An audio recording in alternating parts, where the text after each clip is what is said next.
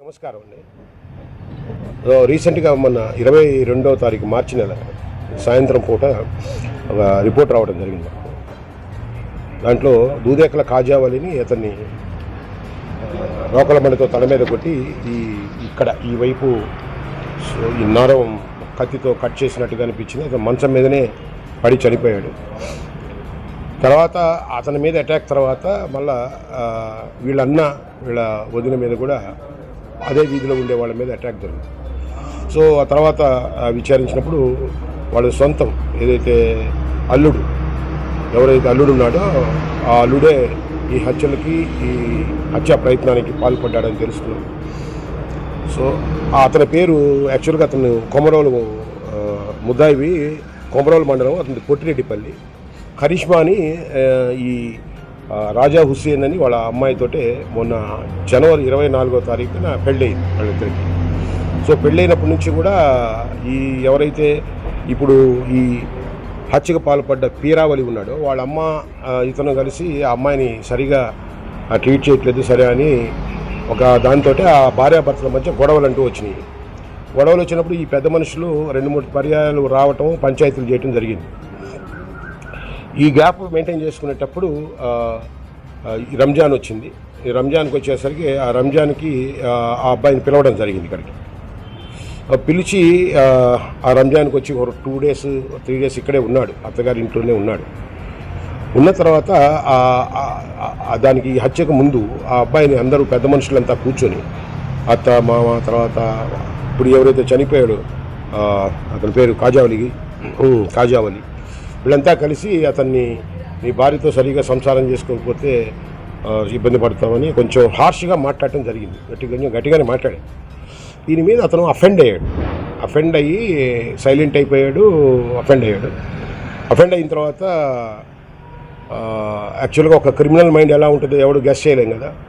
So అతను ఆ రోజు భోజనం చేయకుండా కొంచెం అలిగినట్టుగా నటిస్తా కొంత స్థిమిత పడిన తర్వాత వీళ్ళు కూడా బతిలాడారు, భోజనం చేయమన్నారు, భార్యను తీసుకోమని ఈ మాటల్లో ఉండగానే సో అతని మైండ్లో ఏం రన్ అయిందంటే, సో ఇంతమంది పబ్లిక్లో నేను ఇక్కడికి వస్తే నన్ను ఇంత అవమానిస్తారా, వీళ్ళని చంపేస్తానని చెప్పేసి వాళ్ళ అన్నకు కూడా ఒక మెసేజ్ పెట్టడం జరిగింది. వాళ్ళ సిస్టర్తో కూడా ఏదో పెడితే వాళ్ళు కూడా మందలించారు ఫోన్లో అని చెప్పేది.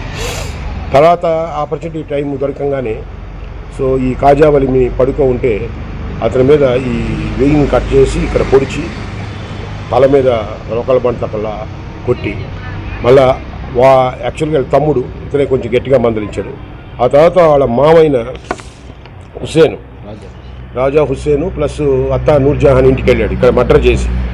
సో ఆ ఇంటి మీద అటాక్ చేసేసరికి వాళ్ళు ఇద్దరు ఉండేసరికి అక్కడ కూడా ఆ దగ్గరలో ఉండే పోర్క్ తోటే సేమ్ ఇతను ఎక్కడ చంపబోయాడో అదే పోటు ఇక్కడ పొడిచాడు.